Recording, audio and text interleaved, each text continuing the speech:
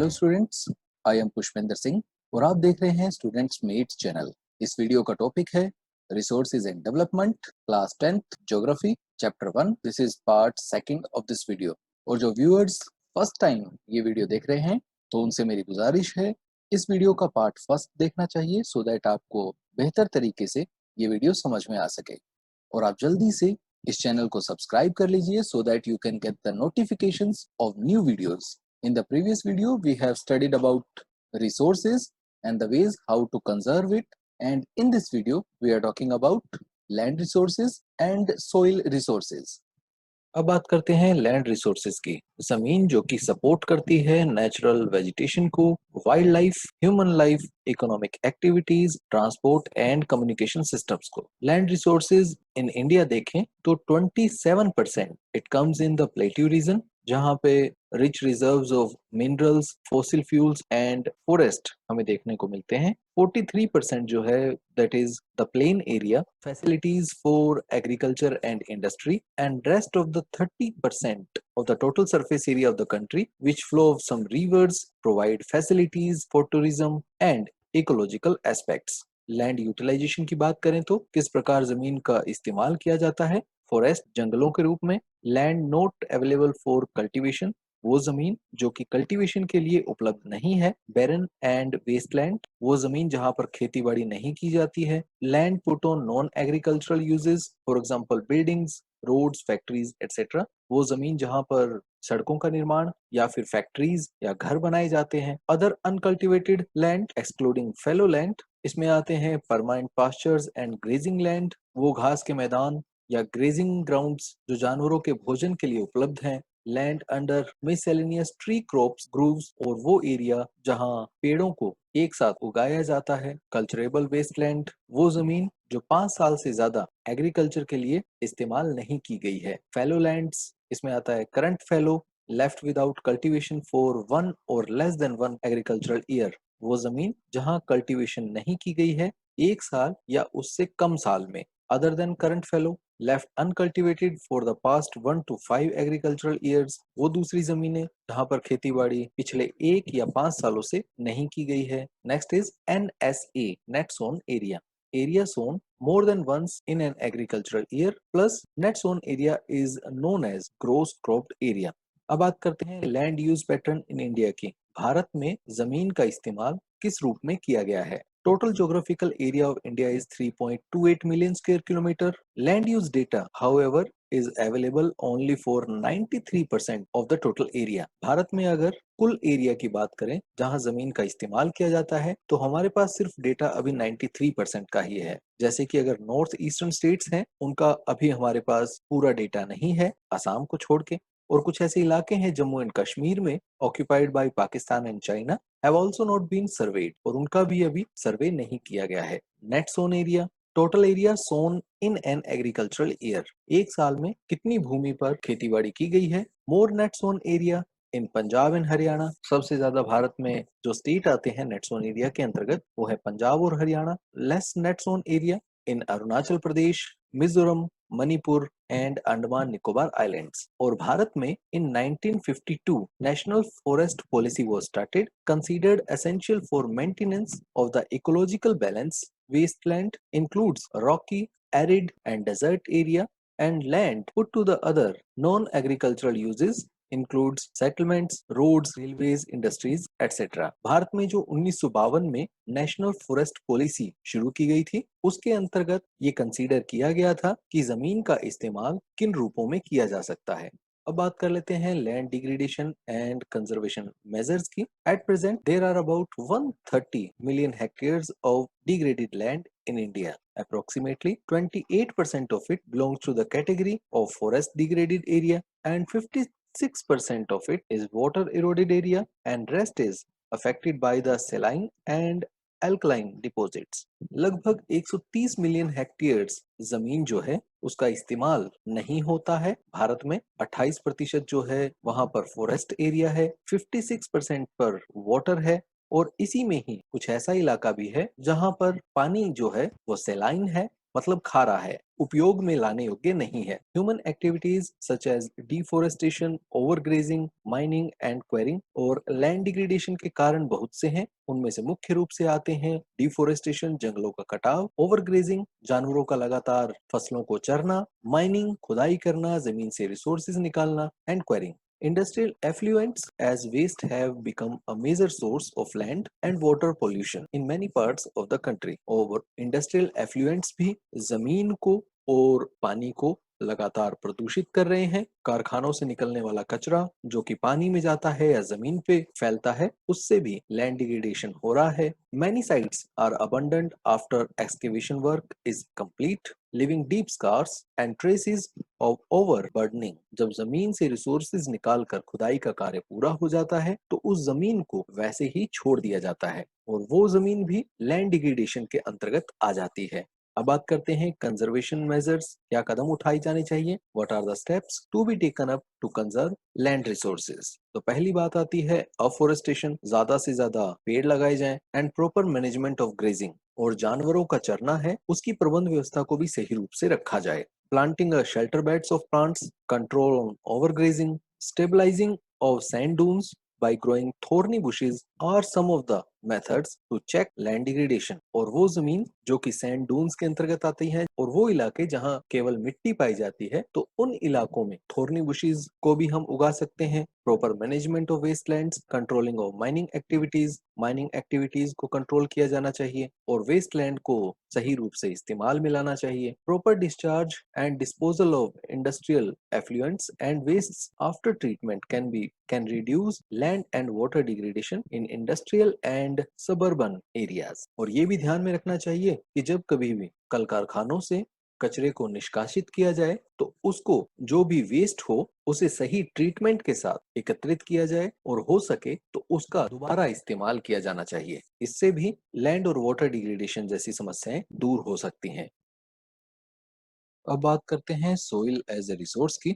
It is the most important renewable natural resource and it is the medium of plant growth and supports different types of living organisms on the earth. और इस पृथ्वी पर plant growth के लिए और सभी living organisms के लिए ये जरूरी है। It takes millions of years to form soil up to a few inch in depth. और मिट्टी की 1 इंच की परत बनने में काफी साल लग जाते हैं। जैसा कि आप पिक्चर में देख सकते हैं, सबसे नीचे इंटीरियर अर्थ में बेडरॉक, उससे ऊपर सबस्ट्रेटम, उससे ऊपर सबसॉइल और सबसे ऊपर humus.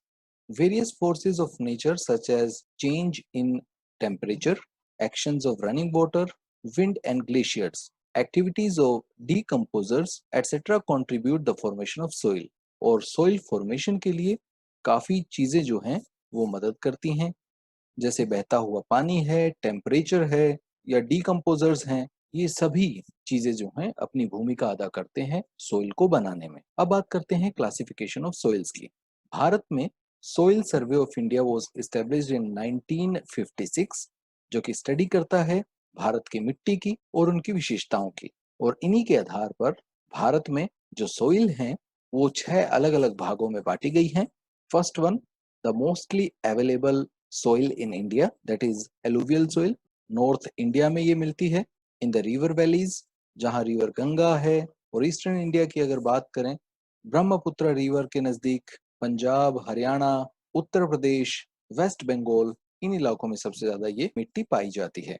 It is highly fertile, काफी उपजाऊ है। दे आर डिपोजिशनल सोइल, और ये पानी के साथ बह के इसमें से नई मिट्टी का निर्माण भी होता है जिसको खादर कहा जाता है। न्यू एलुवियम और ओल्ड एलुवियम जो कि नीचे बैठ जाती है, भारी होती है, कंकर पत्थर होते हैं, उसको भांगर भी कहा जाता है। अगर इसके कलर की बात करें, it is light grey to ash grey, rich in potash, और कमी रहती है फॉस्फोरस की। और इसमें जो सबसे ज्यादा फसलें उगाई जा सकती हैं वो है wheat, rice, maize, sugar cane, pulses, oil seeds etcetera. Next soil हमारी आती है ब्लैक सोइल, जिसे रेगोड सोइल भी कहा जाता है, and it is best for cotton cultivation. ये डेक्कन प्लेट्यू में सबसे ज्यादा पाई जाती है। मैप पे आप देख सकते हैं, महाराष्ट्र है, मध्य प्रदेश है, some parts of southern Gujarat है, कर्नाटका है, तेलंगाना है, तमिलनाडु है, इन इलाकों में ये सबसे ज्यादा मिलती है। हाई वाटर रिटेनिंग कैपेसिटी है, पानी सबसे ज्यादा सोखती है ये। Rich in iron, lime, calcium, potassium and magnesium. और अगर इसके रंग की बात करें तो जैसे नाम से ही पता चलता है, ब्लैक इन कलर। अब बात करते हैं डेजर्ट सोइल, जिसे एरिड सोइल के नाम से जाना जाता है, और ये मिलती है वेस्टर्न राजस्थान में। हाई सॉल्ट कंटेंट इसमें पाया जाता है। Lack of moisture and humus, moisture यानी नमी और ह्यूमस की काफी ज्यादा कमी होती है इसमें। फॉस्फोट इसमें नॉर्मल रहता है, नाइट्रोजन काफी कम होता है। Red to brown in colour. Forest soil and mountain soil की अगर बात करें तो वो इलाके जहां सबसे ज्यादा रेनफॉल होती है, ये ग्रीन कलर में मैप में आप देख सकते हैं। जम्मू एंड कश्मीर, उत्तराखंड, हिमाचल प्रदेश, सिक्किम, अरुणाचल प्रदेश, इन इलाकों में फॉरेस्ट या फिर माउंटेन सोइल पाई जाती है। ह्यूमस कंटेंट इसमें काफी कम होता है। नेक्स्ट आती है laterite soil. Latin word later से ये बना है, जिसका मतलब होता है brick. Become so soft when wet, जब गीली होती है तो काफी सॉफ्ट हो जाती है, और जब सूखती है ये तो ये काफी कठोर हो जाती है। जहाँ हाई टेम्परेचर रहता है वहाँ ये सोइल जो है वो मिलती है, और ये मिट्टी राइस, रागी, शुगर केन और कैश्यू नट्स के लिए काफी ज्यादा बेहतरीन है। अब बात करते हैं red soil. Low rainfall area में ये मिलती है। Red in colour because of ferric oxide and the lower layer is reddish yellow और येलो, इसलिए इसको रेड एंड येलो सोइल के नाम से भी जाना जाता है। ये इलाके आप देख सकते हैं, वेस्ट बंगाल, छत्तीसगढ़, झारखंड, उड़ीसा और सदर्न इंडिया में ये सबसे ज्यादा मिलती है। और यहाँ wheat, cotton, pulses, tobacco, oil seeds, potato etcetera are cultivated in this soil. और अब देखते हैं soil erosion and soil conservation. सबसे पहले soil erosion, the removal of soil from one place to another. मिट्टी का एक जगह से दूसरी जगह पर जाना सोइल इरोजन कहलाता है, और ये अलग अलग टाइप से हो सकता है, जैसे गुलीज, बेडलैंड, या फिर रेविन्स, शीट इरोजन, या फिर विंड इरोजन। इसके अलग अलग पार्ट्स हैं। गुलीज के बारे में बात करें तो the running water cuts through the clayey soils and makes deep channels.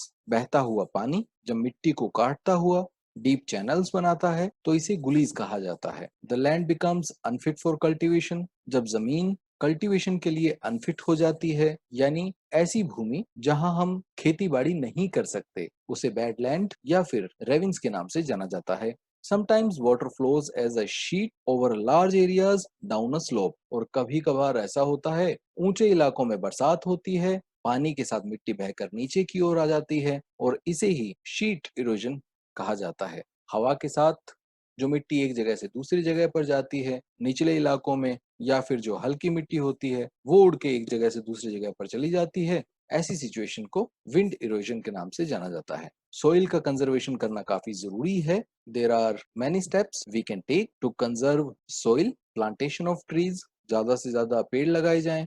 Restricted grazing of animals, जानवरों का चरना थोड़ा कम किया जाए। कंस्ट्रक्टिंग डैम्स, बांध बनाए जाएं। And to use proper farming techniques, और प्रॉपर फार्मिंग टेक्निक्स में आता है counter flowing, terrace cultivation and strip cropping. Counter flowing की बात करें तो flow along the counter lines. ये फर्स्ट पिक्चर में आप देख सकते हैं, क्यारियां बनाई जाती हैं और उनके साथ साथ घास वगैरह या दूसरी फसलें जो हैं वो लगा दी जाती हैं। टेरिस कल्टीवेशन की बात करें, steps can be cut on the slopes making terraces. ये इस पिक्चर में आप देख सकते हैं। ऊंचे पहाड़ों पर जब खेती की जाती है तो स्टेप बना दिए जाते हैं, जिससे पानी का बहाव तेजी से ना आकर उसकी रफ्तार काफी कम हो जाती है, और यहाँ खेती बाड़ी आराम से की जा सकती है। इसे टेरिस कल्टीवेशन कहा जाता है। एंड स्ट्रिप क्रॉपिंग की बात करें, large fields can be divided into strips, और strips of grass are left to grow between the crops. This breaks up the force of the wind, reducing its effect. ये इस picture में आप देख सकते हैं, बड़े बड़े खेतों के मैदान, और उनमें जब ये फसलें उगाई जाती हैं तो जो खाली जगह रह जाती है वहां पर या तो घास उगा दी जाती है या फिर पेड़ पौधे लगा दिए जाते हैं, जिससे अगर तेज हवा के झोंके आए तो इससे मिट्टी एक जगह पर ही रहे और दूसरी जगह पर उड़कर ना जाए। तो इसी के साथ हमारा ये चैप्टर भी यहीं खत्म होता है। वीडियो पसंद आए तो लाइक जरूर करें, सब्सक्राइब करना तो बिल्कुल भी ना भूलें, so that you can get the notifications of my new videos. खुश रहें, मुस्कुराते रहें और आगे बढ़ते रहें। Take care and thanks for watching.